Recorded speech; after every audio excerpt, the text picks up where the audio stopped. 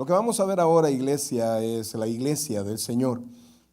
Recuerde que este día es noche de discipulado y vamos a aprender un poquito más sobre lo que nosotros somos. Cómo surgió, creo que lo vamos a ver en dos tiempos. El próximo discipulado también vamos a desarrollar, porque hoy queremos ver qué es lo que Dios nos ha dado, qué somos como iglesia. Y el próximo vamos a ver por qué, en la naturaleza de la iglesia, por qué usted y yo, como iglesia, es necesario que seamos arrebatados. ¿Por qué no vamos a pasar la tribulación? Vamos a tratar de explicar eso, pero es el próximo discipulado. Así es que vamos a buscar, por favor, Mateo capítulo 16, versículo 13. Mateo capítulo 16, versículo 13 en adelante. Mateo capítulo 16, versículos del 13, vamos a leer hasta el 20. ¿Lo tenemos ahí? Dice así la palabra del Señor, la cual leemos en el nombre del Padre, del Hijo y del Espíritu Santo. Viniendo Jesús a la región de Cesarea de Filipo, preguntó a sus discípulos diciendo: ¿quién dicen los hombres que es el Hijo del Hombre? ¿Cuál es la pregunta? ¿Quién dicen los hombres que es el Hijo del Hombre? Ellos dijeron: unos Juan el Bautista, otros Elías y otros Jeremías o alguno de los profetas. Y él les dijo, y esta es la pregunta importante: ¿y vosotros, quién decís que soy yo? Respondiendo Simón Pedro dijo: tú eres el Cristo. Repita eso: tú eres el Cristo, el Hijo del Dios viviente. Entonces le respondió Jesús: bienaventurado eres Simón, hijo de Jonás, porque no te lo reveló carne ni sangre, sino mi Padre que está en los cielos. Yo también te digo que tú eres Pedro, y sobre esta roca edificaré mi iglesia, y las puertas del Hades no prevalecerán contra ella. Y a ti te daré las llaves del reino de los cielos, y todo lo que atares en la tierra será atado en los cielos, y todo lo que desatares en la tierra será desatado en los cielos. Entonces mandó a sus discípulos que a nadie dijesen que él era Jesús, el Cristo. Oh buen Dios y Padre nuestro, en este momento, Señor, nos ponemos en tus benditas manos y te imploramos, Señor, en el nombre de Jesucristo, que nos hables al corazón. Muy poco tengo que decir, Señor, si no eres tú quien habla. Pero si tú hablas, Señor, si tú hablas, Padre, nuestro corazón será llamado, será corregido, será enseñado, será confrontado. Por eso es que, Espíritu Santo, en el nombre de Jesucristo, háblanos hoy al corazón. Enséñanos qué es la iglesia. Enséñanos quiénes somos, Dios. ¿Por qué somos diferentes a todo el mundo que está afuera, que no es iglesia, Señor? Gracias, Padre, por lo bueno que eres. Te amamos con todo el corazón. Eres nuestro Rey y nuestro Señor. En el nombre de Jesús. Amén y amén. Pueden sentarse, mis queridos hermanos. Fíjense, amados, y principalmente en estos tiempos donde pues se tiene de menos la enseñanza bíblica, y se lucen más los criterios de los hombres. Usted escucha a los predicadores con sus propios criterios y no dejan hablar a la Biblia, sino que agarran un texto y de ahí se van y hablan y hablan y hablan y se alejan muchísimo de lo que la Biblia quiere enseñar. Lo mejor que nosotros podemos hacer es dejar a la Biblia hablar. Entonces, amados, nos apartamos de la enseñanza de Dios, nos apartamos de lo que Dios ha dicho que es su voluntad, de quiénes somos, cuál es el plan de Dios para su iglesia, porque hay un hermoso plan para la iglesia, también hay un hermoso plan para los impíos, ¿verdad? Es que si no reconocen a Jesucristo como su Señor y Salvador personal, pues las llamas del infierno le esperan. Sencillo, ahí no hay dónde perderse. Entonces, pero nosotros como iglesia tenemos que entender quiénes somos. De hecho, iglesia viene de una palabra griega que es eclesía, y más que traducir es necesario entender lo que significa esa palabra, y es los sacados. O sea, para ser sacado es que uno tiene que estar dentro de algo. Dentro de los perdidos hemos sido sacados y puestos aparte, ¿verdad? No por buenos, no porque merecíamos, no porque hicimos puntos o algo, sino que simplemente la gracia de Dios nos alcanzó, nos llamó y nos ha puesto aparte. Yo me pongo a pensar, hay tanta gente quizás mejor que nosotros que no quiere nada con Dios. Y entonces uno dice, ¿por qué? Si yo siento que el corazón de don fulano es bueno, pero no quiere nada con Dios, no quiere acercarse a la iglesia, no quiere la Biblia, nada. Entonces no puede ser por moralidad, no puede ser por eso, sino que la gracia de Dios nos llamó, nos tocó, nos puso aparte a través de la sangre de Cristo, nos ha limpiado, nuestro nombre está inscrito en el libro de la vida y ahora usted y yo, a pesar de lo que éramos y quizás todavía somos, pero Dios nos ha puesto aparte como iglesia. Y por eso es que el Señor Jesucristo le dijo a Pedro, bienaventurado.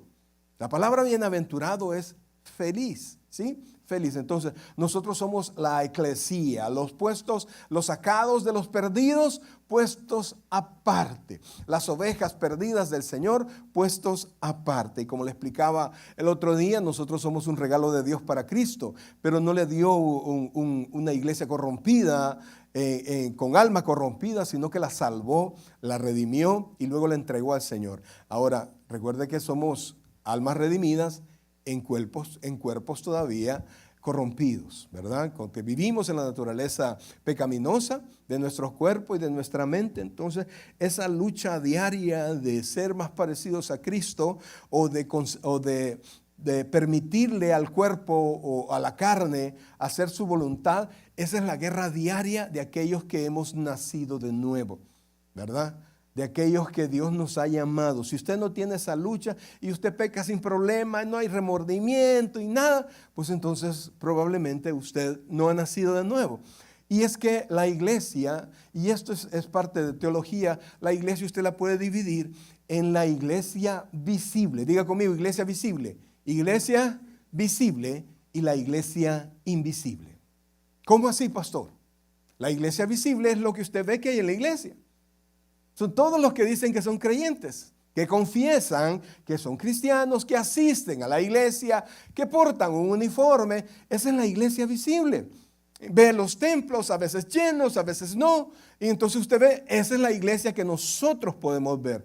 Pero la iglesia invisible es aquella iglesia que está conformada por las personas que verdaderamente han nacido de nuevo. Eso no lo podemos ver, ni usted ni yo. Los ángeles lo pueden ver. De hecho, al final dice el Señor que ellos van que como se recuerda la parábola del trigo y la cizaña, ¿se recuerda esa parábola? Los ángeles son los que van a hacer la separación y no nosotros, porque yo no tengo la capacidad de hacer la separación.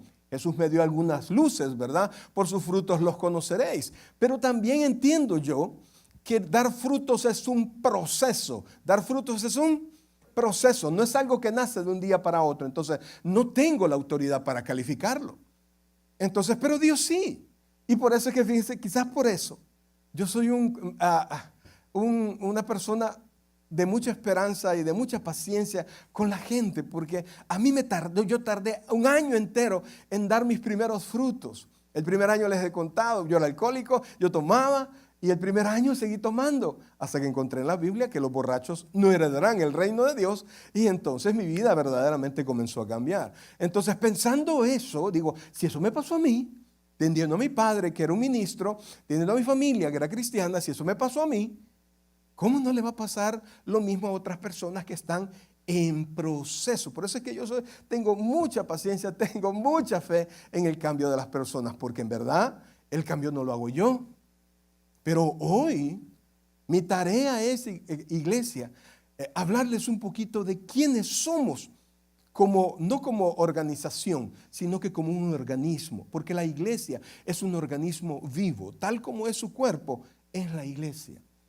La iglesia no está conformada por una sola cosa, el cuerpo, sino que tiene brazos, tiene órganos internos. Entonces la iglesia igual. Entonces es un organismo vivo, pero vivo en el Señor. Ahora, ¿cómo nació la iglesia? Quisiera que regresáramos al texto con el que comenzamos ahora. Esta porción de la palabra, aquí nuestra Biblia dice confesión de Pedro, pero se conoce como la confesión de Cesarea, ¿verdad? Y es la confesión primordial, que es la base, oiga bien, la base para pertenecer a la iglesia. Mire lo que dice: viniendo Jesús a la región de Cesarea de Filipo, preguntó a sus discípulos diciendo: ¿quién dicen los hombres que es el Hijo del Hombre? ¿Por qué? Porque el Evangelio, amado hermano, oiga bien y ponga mucha atención a esto, el Evangelio requiere una respuesta. Requiere una respuesta. Requiere un sí o un no. Y el no está compuesto por una verbalización real de no, pero también por una actitud negativa. No, a mí no me interesa. Ese es un no.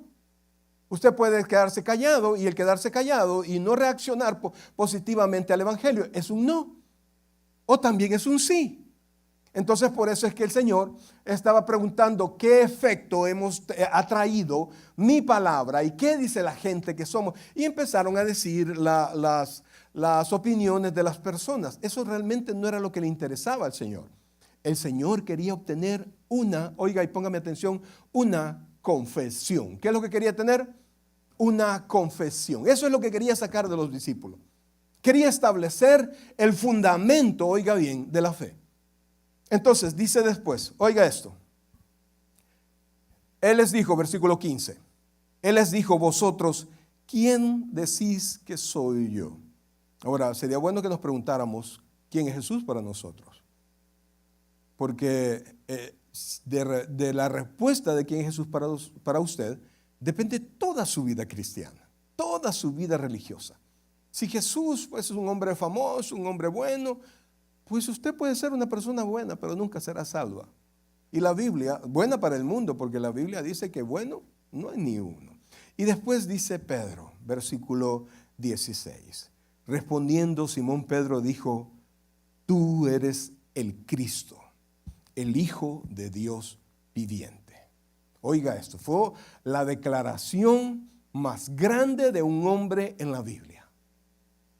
Allí Pedro testificó que su corazón era de Jesucristo, que él había comprendido quién era Jesucristo. La Biblia enseña en el libro de Juan, en el Evangelio de Juan, que la voluntad del Padre es que nosotros reconozcamos al Hijo, identifiquemos al Hijo, amemos al Hijo. Entonces, nuestra reacción a ese llamado, al Evangelio, a las palabras de Jesucristo, determina quiénes somos en verdad. Recuerde que la Biblia dice que nosotros teníamos un estado espiritual antes de venir a Cristo. ¿Alguien se recuerda cuál era ese estado espiritual? Muertos en delitos y pecados. ¿Cómo estábamos? Quiero que entienda, aunque sus papás sean cristianos, usted no nació cristiano. Usted no nació salvo. Usted tuvo que tener su momento. Y por eso es que yo invito a los papás que sean pacientes con sus hijos, ¿verdad?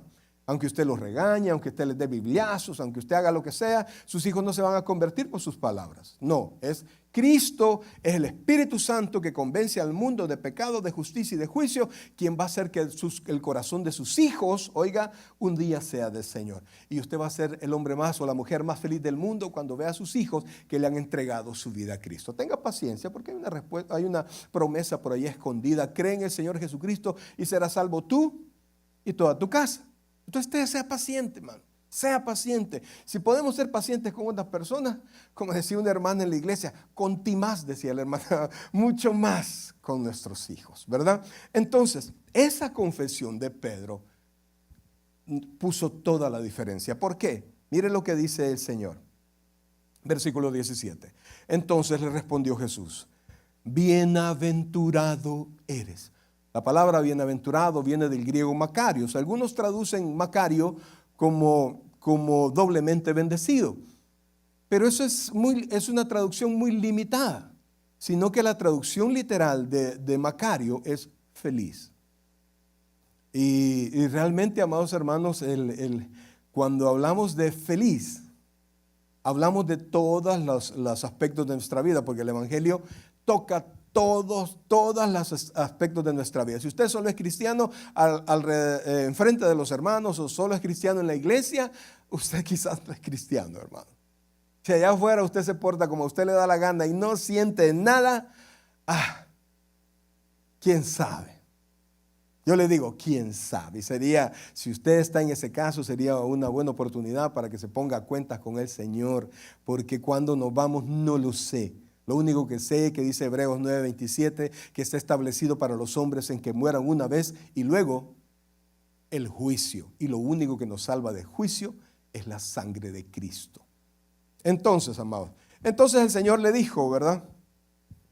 Bienaventurado eres Simón, hijo de Jonás, porque no te lo reveló carne ni sangre. En otras palabras le dijo, esto no te lo ha enseñado un hombre.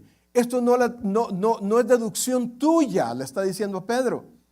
No son pensamientos tuyos ni conclusiones que nacieron de tu mente y de poder evaluar las palabras de Jesús y tú en tu carne pudiste pensar y decir, no hombre, verdaderamente esto coincide con todo, Él es Jesús. Eso no es así, no es así. La Biblia es clarísima, amados hermanos, y hay muchísimas profecías que hablaban de Jesús, de quién era Jesús. Y la gente los ve y dice, wow, ¿cómo es posible? Pero no creen en Cristo. Es hasta que Cristo revela en el corazón Dios revela en el corazón del hombre quién es Jesús. Es que nuestro corazón de verdad pertenece a Jesucristo. ¿Se comprende eso? No es su esfuerzo. Mire, entender eso para mí fue una carga menos. Porque a veces predicaba y nadie se convertía. Y ay, yo no lo hago bien porque nadie se convierte. Y más que nos enseñan, vea que un evento sin conversiones no sirvió para nada. Y si el Espíritu Santo no quiso tocar a nadie, ¿y qué hacemos pues? Por más que brinquemos, gritemos, hagamos el candelero aquí enfrente, no pasa nada. Es hasta que el Espíritu Santo toca el corazón. Y he escuchado a predicadores decir unas cosas y la gente se convierte. ¿Por qué? Porque llegó la hora. Porque el Espíritu Santo tocó sus corazones y entonces hubo una conversión. Note eso, por favor. Por eso es que el Señor Jesucristo le dijo a Pedro, bienaventurado, eres feliz, Pedro. ¡Qué bendición tienes! Que mi Padre te lo reveló. Entonces la iglesia, oiga bien, está conformada por todas esas personas bienaventuradas a los cuales el Padre les ha revelado esa luz. ¿De quién es Jesús? Y eso, amados hermanos, lo incluye a usted. Y por eso es que usted, mire, aún en sus momentos de más tristeza, usted no se sienta triste. Aún cuando alguien lo haya abandonado, aún cuando enfrente situaciones difíciles, no desmaye porque Dios está con usted. Dios mandó a Jesucristo a morir por usted. Dios tomó el tiempo para buscarlo a usted, para llamarlo a usted. Y entonces usted sepa que ante los ojos de Dios, usted no es nadie. Usted tiene el valor suficiente. Cuando digo no es como la gente dice, ¿quién sos tú? Tú no sos nadie. No, para Dios sí somos alguien. Entonces, vean lo que dice después, por favor, porque esto es muy, muy importante. Entonces dice, bienaventurado Simón, hijo de Jonás, porque no te lo reveló carne y sangre. ¿Por qué cree que le dijo hijo de Jonás? ¿Por qué no le dijo Pedro allí? Bienaventurado eres Simón. ¿Quién le llamó a Pedro la primera vez? ¿Alguien sabe? ¿Quién le puso nombre Pedro? Nadie sabe. Él no se llamaba así. Así como Jacob, su nombre fue cambiado a ¿cómo? A Israel. Pedro, su nombre era Jonás. Y Jesús se lo cambió y le dijo Pedro. Cuando Pedro estaba haciendo las cosas como el Señor como el Señor decía, el Señor le llamaba Pedro. Pero cuando el Señor le quería recordar su humanidad, le llamaba Jonás. Y entonces aquí le llamó Jonás para recordarle que era un hombre como cualquier otro, con la bendición de ser elegido por Dios. La Biblia dice que Dios nos escogió desde hace ¿cuánto? ¿Alguien se recuerda cuándo nos escogió el Señor? Desde antes de la fundación del mundo. Entonces, sigamos, por favor. Entonces dice, sino mi Padre que está en los cielos. Versículo 18. Yo también te digo que tú eres Pedro. Esa palabra Pedro significa una roca que usted puede tomar con sus manos.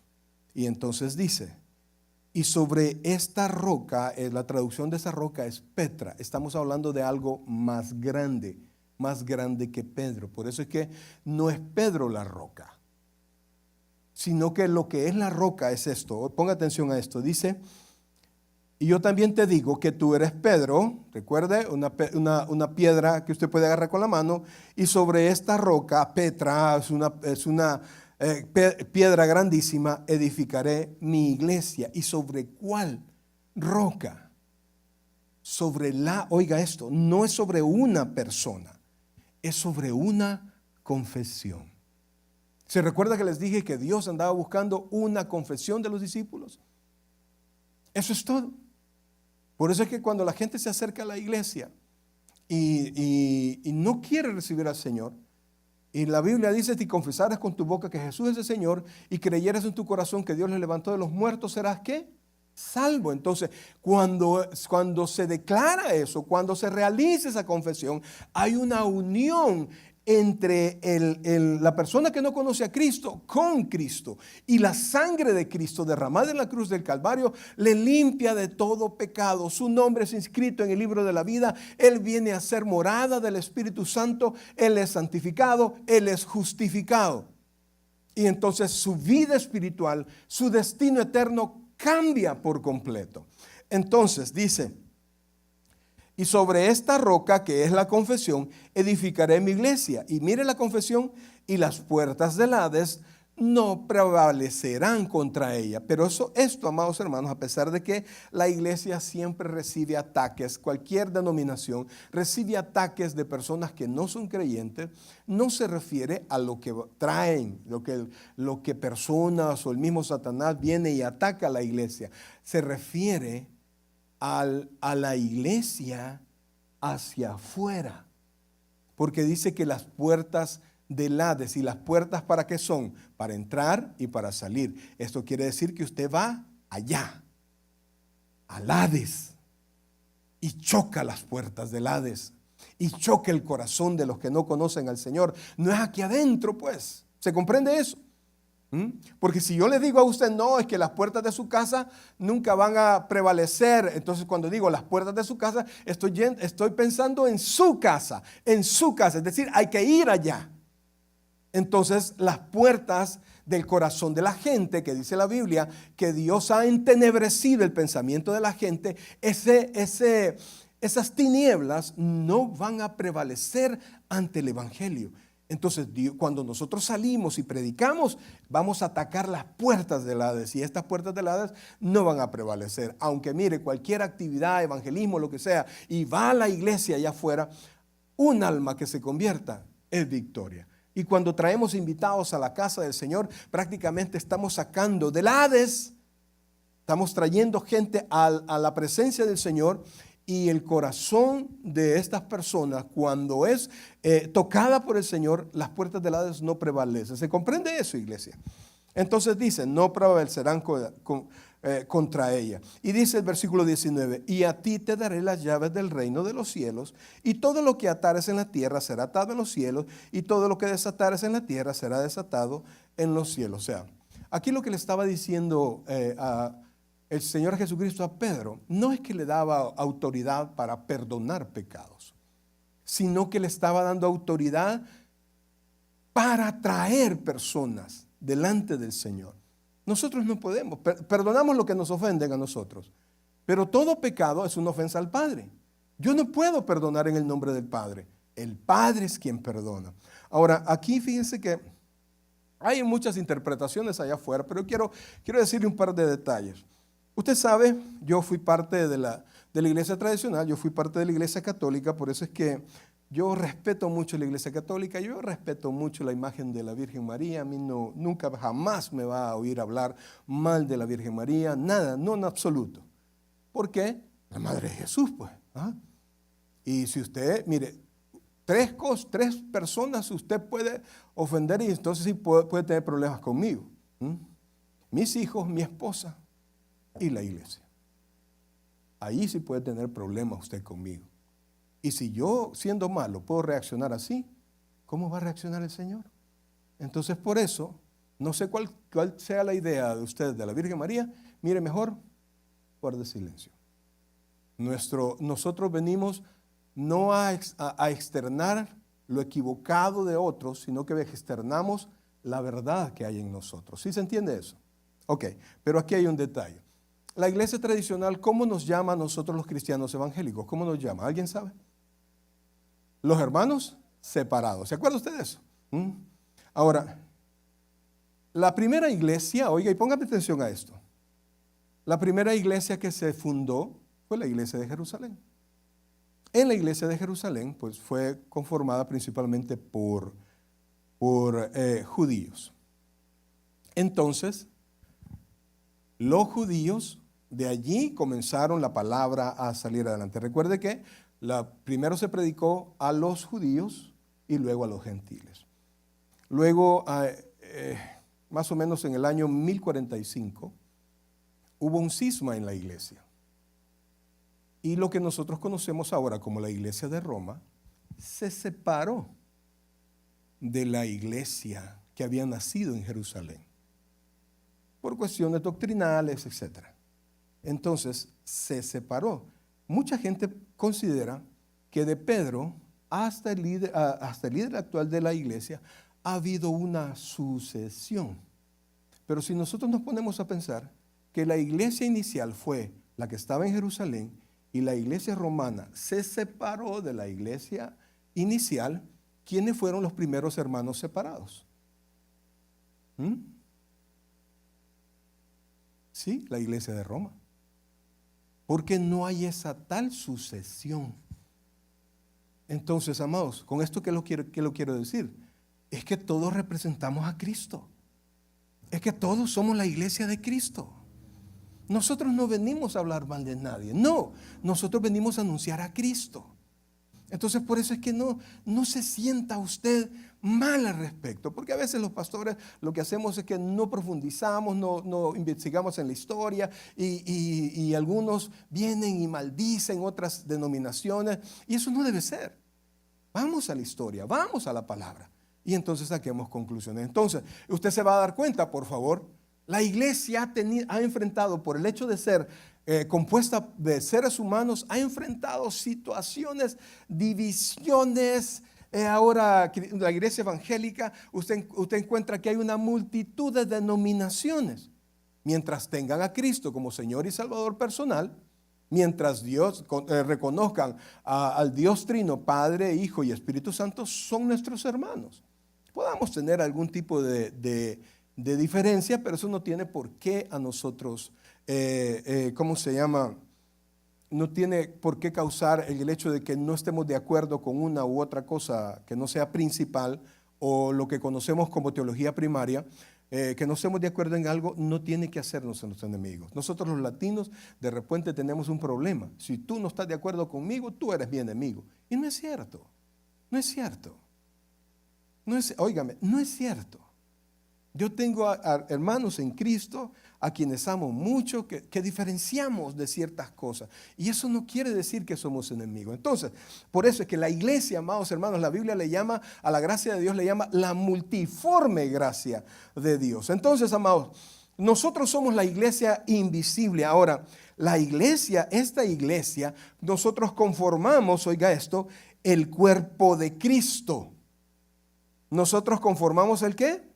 El cuerpo de Cristo. Busque por favor Efesios capítulo 4, versículo 15, por favor. Efesios 4, 15.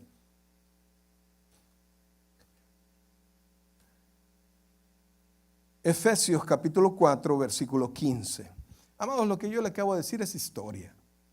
Solo ponga ahí cisma ahora la iglesia inicial se llama ortodoxa. Creo que se llama griego ortodoxa. Esto no es. Lo que pasa es que no investigamos mucho.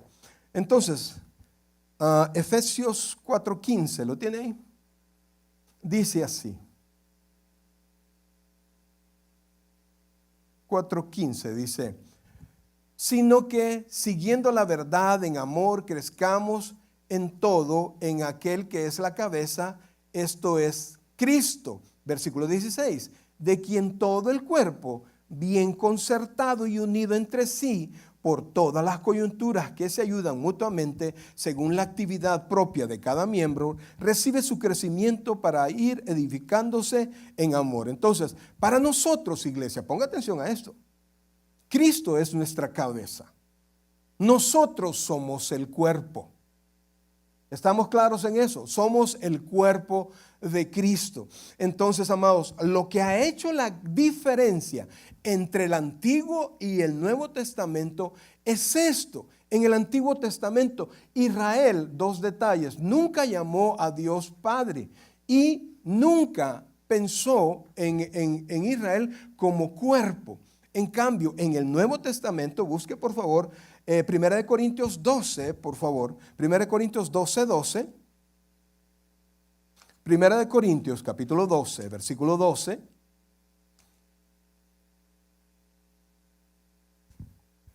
Lo tenemos ahí.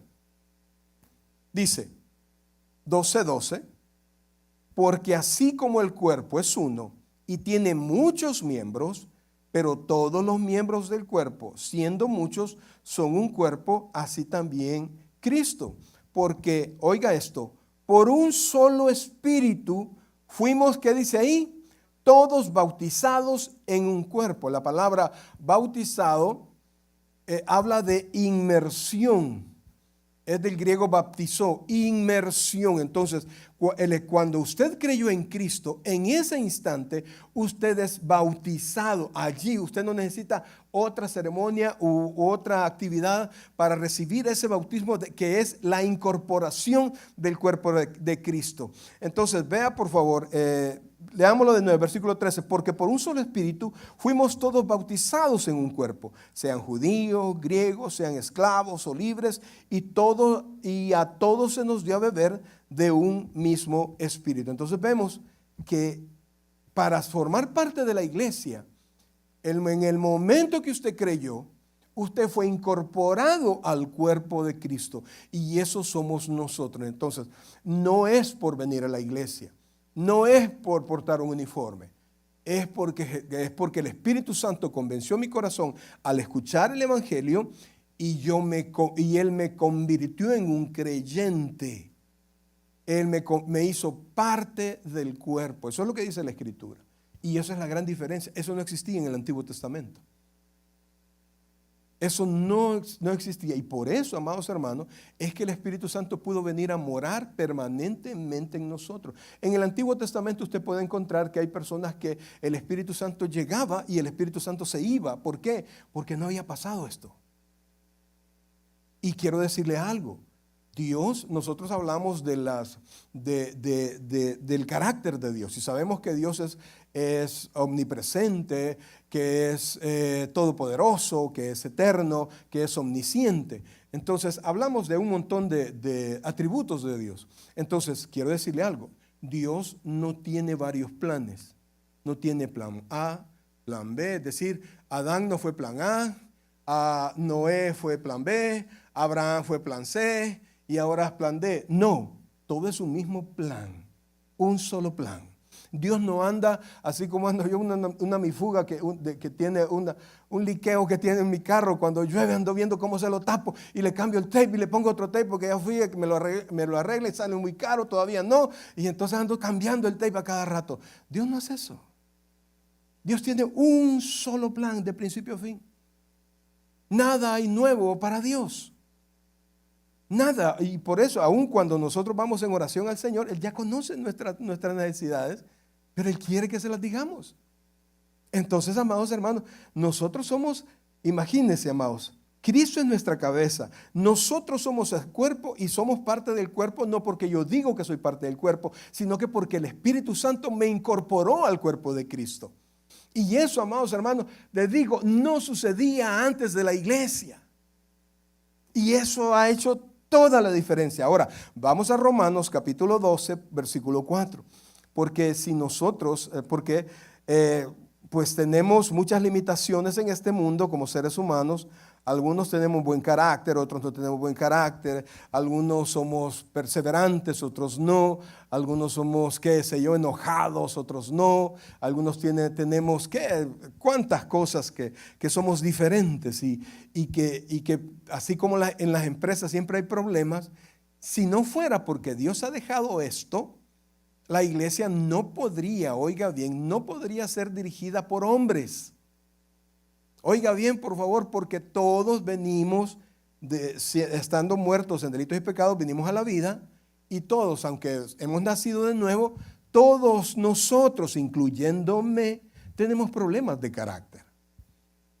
No sé si usted cree que tiene su carácter perfecto, pero algunos de ustedes yo los veo bien enojados, algunos otros los veo bien tímidos, algunos otros hablan demasiado, algunos otros, qué sé yo, diferentes problemas. Y si nos basáramos y la iglesia prosperara dependiendo de las actitudes personales de cada ser humano, tendríamos un problema. Mas, sin embargo, Dios resuelve el problema. Romanos capítulo 12, versículo 4. Mire lo que dice, por favor.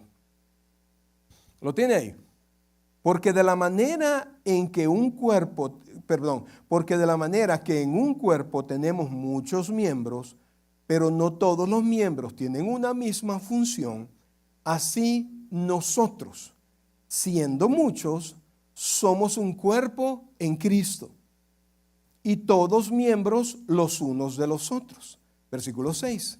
De manera que teniendo, mire qué dice ahí, dones, según la gracia que nos es dada, si el de profecía, úsese conforme a la medida de fe, o si de servicio, en servir, o el que enseña en la enseñanza, el que exhorta en la exhortación, el que reparte con liberalidad, el que preside con solicitud, el que hace misericordia con alegría. Entonces Dios da dones diferentes, o sea que no solamente nos separa, nos salva, nos santifica, sino que nos capacita. Y Dios ha dado, y eso es algo que nosotros no teníamos.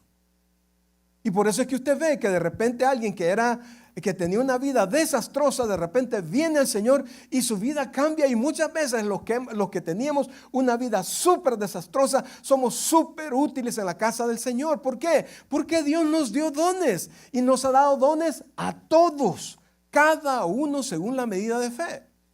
Y unos de una manera, otros de otra manera, para que juntos podamos llevar la iglesia del Señor. Amados hermanos, aunque usted lo crea, usted, a mí qué don me ha dado. Sí lo tiene. ¿Y sabe por qué no lo hemos descubierto? Porque no lo hemos puesto al servicio del Señor.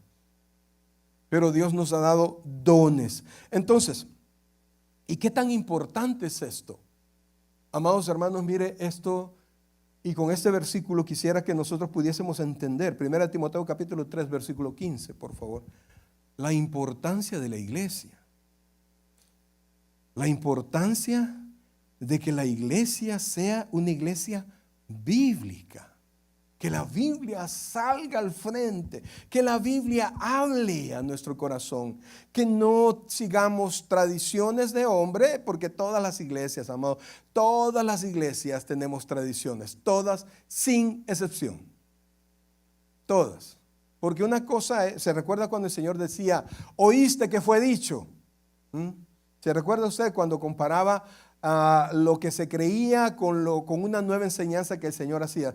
Jesucristo no estaba cambiando la ley, Jesucristo no estaba cambiando la Biblia. Él cumplió la palabra de Dios por completo. Él estaba cambiando las tradiciones de los judíos, que además de la Biblia, además de la Torá, además de los profetas, habían agregado más o menos un total de 640 más o menos tradiciones y ordenanzas. Entonces el Señor Jesucristo lo que hizo es que no cambió, sino que regresó al significado de la palabra de Dios. Lo tenemos ahí, 1 Corintios capítulo 3, versículo 15, por favor. Dice así, oiga esto. Bueno, desde el 14, por favor. Esto te escribo, aunque tengo la esperanza de ir pronto a verte, para que si tardo, sepas cómo debes conducirte en la casa de Dios. ¿Cuál es la casa de Dios? La iglesia, ¿sí? La iglesia. ¿Qué es? Mire, ¿qué es la iglesia? De conducirte a la casa de Dios, que es la iglesia del Dios viviente. Mire qué representa la iglesia ante el mundo y ante su propia iglesia. Mire que dice columna y baluarte de la verdad. Qué tan importante es que la iglesia cristiana sea una iglesia bíblica y que no sean los criterios del pastor o de los líderes, sino que sea bíblica. La iglesia preserva la verdad de Cristo. Y así como se enseña, el cristiano debe enseñarlo afuera, porque nosotros como iglesia y personalmente somos columna y baluarte. Y fíjense que Dios da ciertos atributos o ciertos dones a algunas personas, ¿verdad? Hay cristianos que se convierten en, oiga esto, apologetas.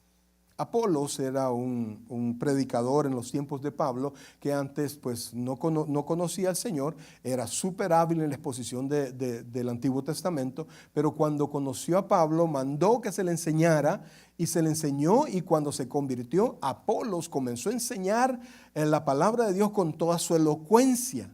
Entonces, del nombre Apolos, ahora nosotros conocemos apologética, que es la ciencia que se encarga en defender, no tanto en contradecir, sino que en defender la palabra de Dios.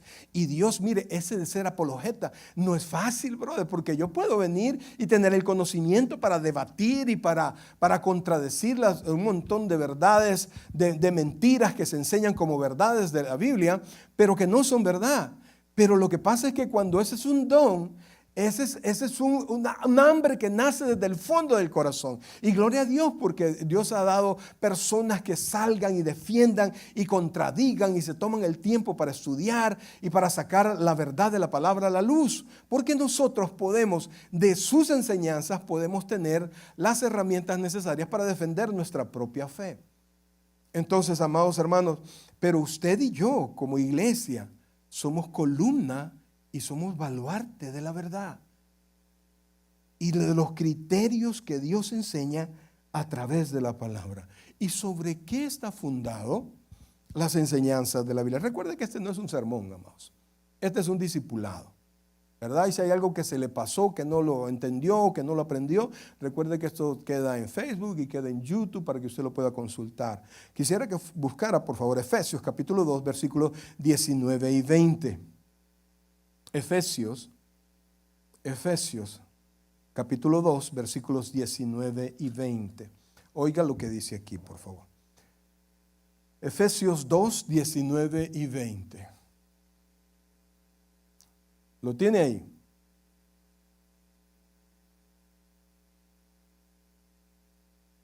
Aleluya. Vamos a ver.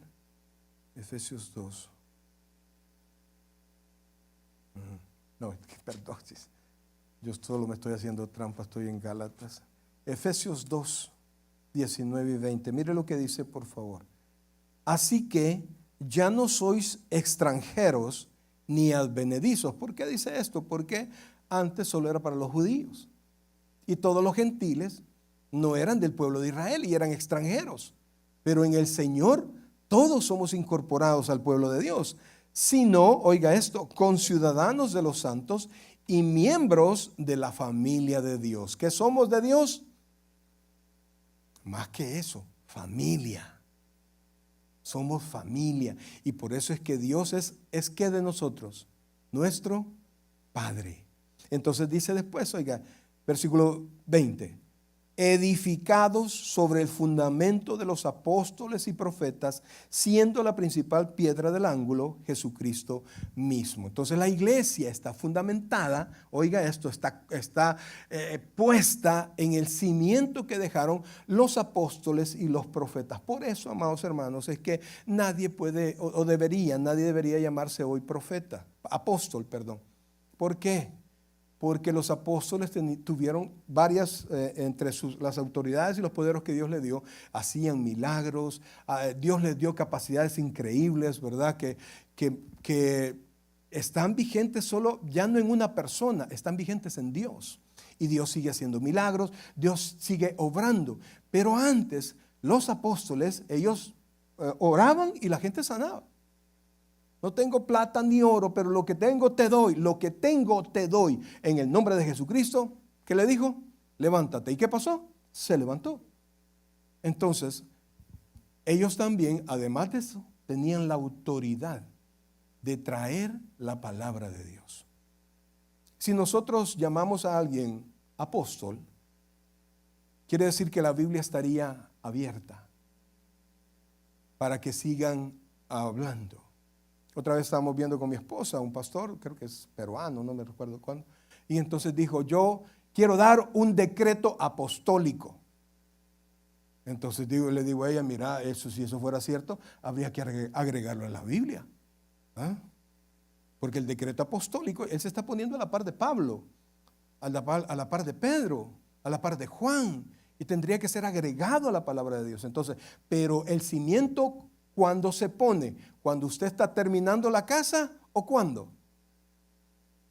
Al principio, ¿verdad? Se pone el cimiento. El cimiento ya está completo. Y por eso es que nosotros sabemos a qué atenernos.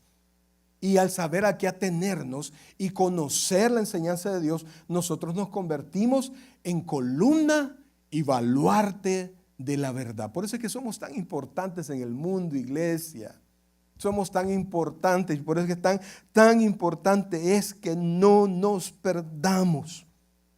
Ahora, ¿qué obtengo yo además de lo que Dios ya me dio al ser parte de la iglesia? Por favor, corra a Efesios capítulo 4, versículo 11. La siguiente, creo que es la siguiente página. 4:11. Y mire lo que dice, por favor. Efesios 4:11. Dice de la siguiente manera. Y él mismo, oiga esto, constituyó a unos apóstoles, a otros profetas, a otros evangelistas, a otros pastores y maestros. Oiga esto, versículo 12. ¿A fin de qué? ¿Qué perfeccionamos? Pero ¿qué es lo que usted necesita perfeccionar? Fíjate que esa alabanza todavía no me la puedo bien, pero la voy a perfeccionar. ¿Qué estamos diciendo? Que lo que no está bien, lo vamos a perfeccionar, ¿verdad? Entonces quiere decir que nosotros venimos a Cristo y somos redimidos, pero todavía necesitamos ser perfeccionados. Recuerde que le he dicho que la palabra perfecto, cuando la Biblia lo dice a un hombre, habla de completo. Entonces dice el versículo 11, dice, y él mismo constituyó, versículo 12, perdón, a fin de perfeccionar a los santos. ¿Quiénes son los santos? Todos los creyentes. Todos los puestos aparte. ¿Se acuerda de la palabra eclesía? Entonces dice, a fin de perfeccionar a los santos para la obra del ministerio, para, oiga esto, la edificación del cuerpo de Cristo. Y cuando hablamos del cuerpo de Cristo, hablamos de todos, pero también de cada uno de nosotros. Usted tiene que ser edificado. Con mi esposa estamos viendo aquí en Berkeley, tuvimos la oportunidad de ver cuando comenzaron 2 edificios. ¿Sobre qué calles? Sobre la Ashby. 2 edificios enfrente. De la nada comenzaron a crecer. Bla, bla, bla, bla. Y los vimos y ahora los vemos. Pero se tardó 1 año y algo en terminarlo. ¿Por qué? Iba siendo ¿qué?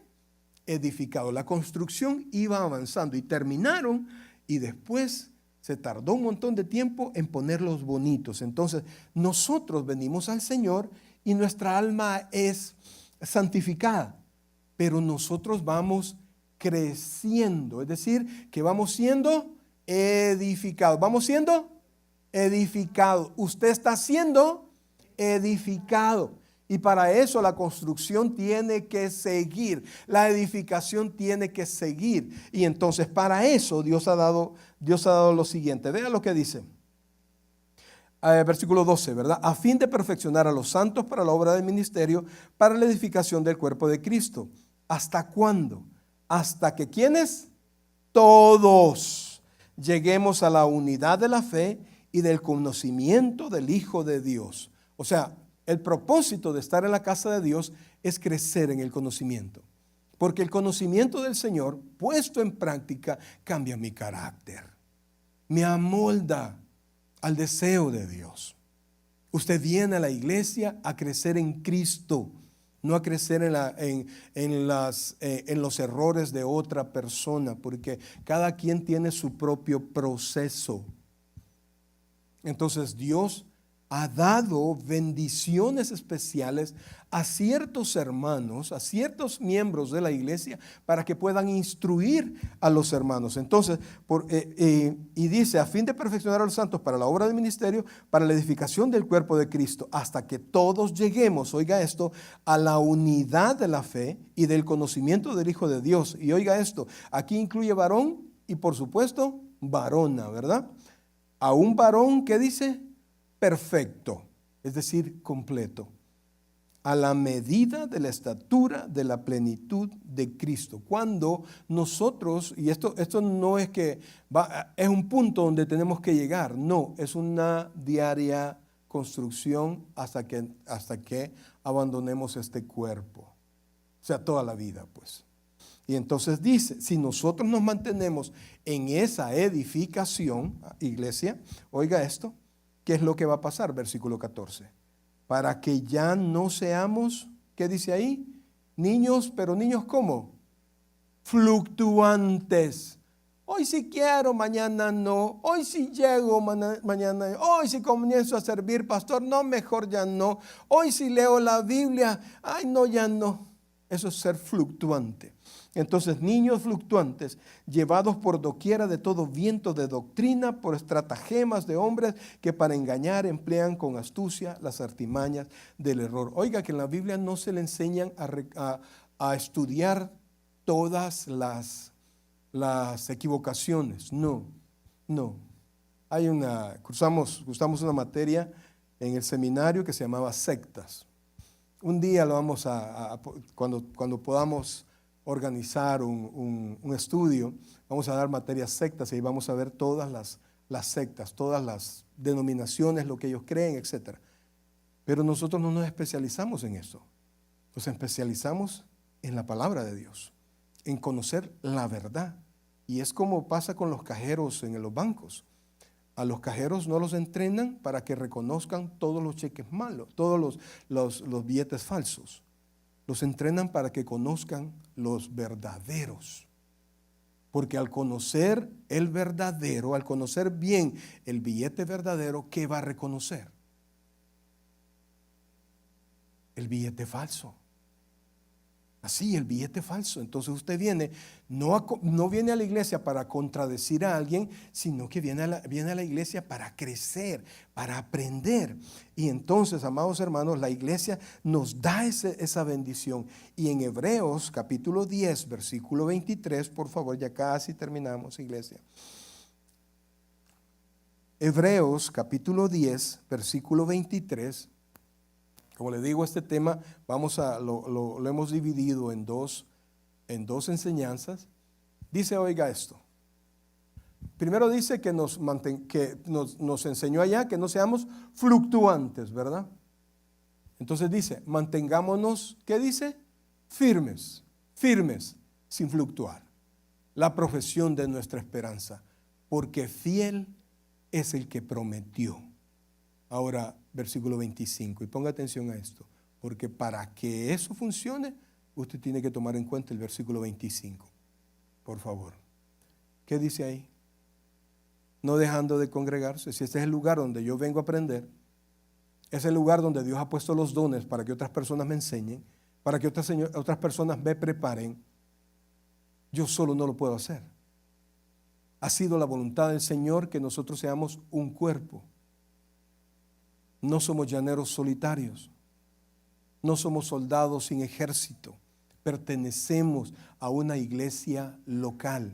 Recuerde que hablamos de la iglesia como el cuerpo místico de Cristo, pero este cuerpo místico tiene, llamemos así, sucursales, son la iglesia local. En esa iglesia local, congregándose constantemente, usted va a ser edificado y va a crecer.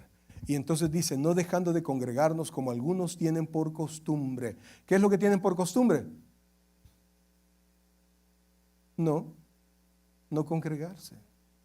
Vienen allá al mes.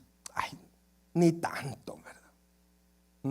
No va a llegar yo todos los domingos, ya no llegamos el viernes, ¿verdad? Y por eso es que, mire, por eso es que a mí no me gustan mucho las vigilias. Porque algunos hermanos, y eso es lo chistoso pues, porque yo recuerdo que cuando iba a la vigilia y al siguiente día yo estaba encendido, quizás cansado, pero encendido pues, y quería más. No, muchos hermanos se sienten saturados, demasiado. Y entonces la vigilia el viernes, el domingo ya no los vemos. Y debería ser al contrario. Entonces no dejando de congregarse como algunos tienen por costumbre, sino exhortándonos, y tanto más cuando veis que aquel día se acerca. ¿Y qué es lo que vemos con todo lo que está pasando? Que ya se acerca, ¿verdad? Lo peor que puede hacer un creyente es no venir a ser edificado, iglesia. no venir a ser edificado. Pero yo veo que el hermano tal viene ya de vez en cuando. Ese es el problema de él, está en proceso o simplemente no es, pues está ahí nada más. Porque le cae bien usted, porque esto, porque lo otro. Tenía personas que venían a la iglesia solo a hacer negocio, a vender. ¿Ah? Y nunca le entregaron su corazón al Señor, nunca.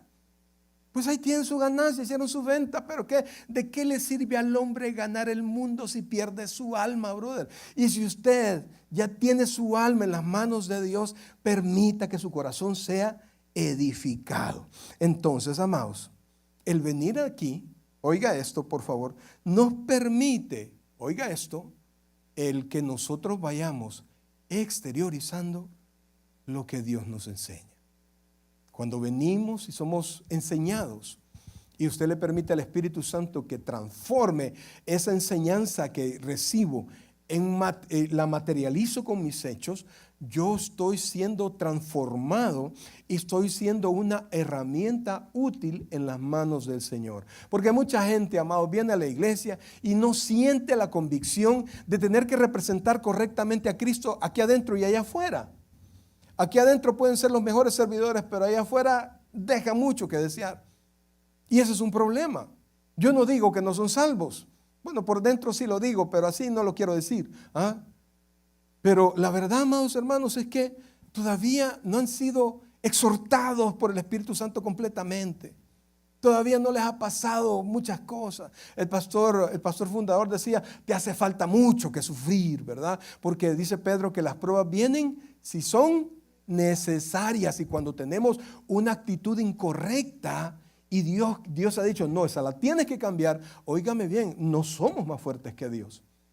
Y como su representante, porque cada uno de ustedes es embajador de Cristo aquí en la tierra. Y un embajador no puede ser mal hablado, no puede ser adúltero, no puede ser mentiroso, no debe ser mentiroso. Y eso lo tenemos que tomar en cuenta. Y la iglesia, amados hermanos, es el cuerpo de Cristo. Se recuerda a la iglesia visible e invisible. Yo espero, yo lo puedo ver a usted, pero de todo corazón. Yo espero en el Señor que usted sea parte también de la iglesia invisible. Pero nosotros tenemos que venir y exteriorizar lo que Dios ya puso en nosotros. Les adelanto solo así, ¿verdad? Eso lo vamos a ver el próximo discipulado. Las misiones principales de la iglesia son 3. Número 1, adorar a Dios. Adorar a Dios. ¿Cuántos dicen amén? Bueno, pues antes de dormirse, dígame amén. Adorar a Dios. Por eso es que usted no puede perder el tiempo de las alabanzas, brother. Si usted me dice, voy a llegar después de las alabanzas, porque pues sí, no he entendido que nuestros labios deben declarar la gloria de Dios. Segundo, predicar el evangelio. ¿A quiénes? A los que no conocen al Señor. Y tercero, discipular a los creyentes. Porque nosotros predicamos para los que no son creyentes y predicamos para que los creyentes se vayan enseñando, en que vayan aprendiendo lo que el Señor dijo que nosotros debemos ser. Todos tenemos una misión en la iglesia. Espero en el Señor que todos seamos parte, de los que estamos acá por lo menos, seamos parte de la iglesia invisible, pero que es visible para los ojos de Dios, que tiene su nombre inscrito en el libro de la vida, que quizás estamos en pañales, pues porque muchas cosas no han cambiado. Pero amados, quiero decirle, está en el lugar correcto, haciendo lo correcto. Fácil no es. Óigame, fácil no es. Yo le he contado que yo era alcohólico y fue hasta que encontré en la palabra que los borrachos no heredarán el reino de Dios, que casi se me cae la Biblia de las manos. Ese día me arrodillé y le hice una promesa al Señor, pero se la hice de esta manera y yo le doy el tip si usted lo quiere hacer, pues porque cada uno de nosotros tiene su propio problema. Para mí era el alcoholismo y junto con el alcoholismo todos los problemas que trae, ¿verdad? Entonces yo le dije, Señor, yo te prometo hoy, oiga bien, yo te prometo ahora, le dije, si tú me ayudas, nunca jamás volver a beber. De eso ya pasaron 30 años, más de 30 años. Y nunca jamás, como decía mi papá, ni por equivocación, hemos tomado una gota de alcohol. ¿Por qué? ¿Porque somos buenos? No, porque somos la iglesia, amados, porque tenemos el poder de Dios a nuestro favor. El Espíritu Santo está con nosotros. Dios ha dicho que nunca nos va a dejar solos y podemos reflejar ese poder de Dios en nuestra vida. Oiga bien, hablar de Dios y modelar la palabra de Dios es lo que la iglesia está llamada a hacer. Y si usted es iglesia, usted está llamado a hacer eso. Pongámonos en pie, iglesia. Pasen, por favor, hermanos. Amados, mire, si usted ya escuchó la voz del Señor, yo quiero decirle a usted, bienaventurado eres. Porque no te lo reveló el pastor, sino mi Padre que está en los cielos. En Juan capítulo 6 dice que nadie viene a Cristo si no lo trae el Padre. Y dice también, porque es un círculo cerrado, nadie conoce al Padre sino aquellos a quien el Hijo se los quiera revelar. Y si usted en esta noche está seguro que conoce al Padre y a Jesucristo como su Señor y Salvador personal, nosotros somos bienaventurados. Y tenemos que vivir así. Ya le dije que la palabra bienaventurado, su traducción es feliz. No es una felicidad que viene de tener todo lo que queremos, ¿verdad? Porque a veces hemos tenido lo que queremos y sin embargo al final nos volvemos tristes porque todo se vuelve viejo, todo después ya no satisface. Pero cuando su corazón es de Jesucristo, aprende a conformarse a la voluntad de Dios. Así es que vamos a orar antes de, cantemos con nuestros hermanos y luego oramos.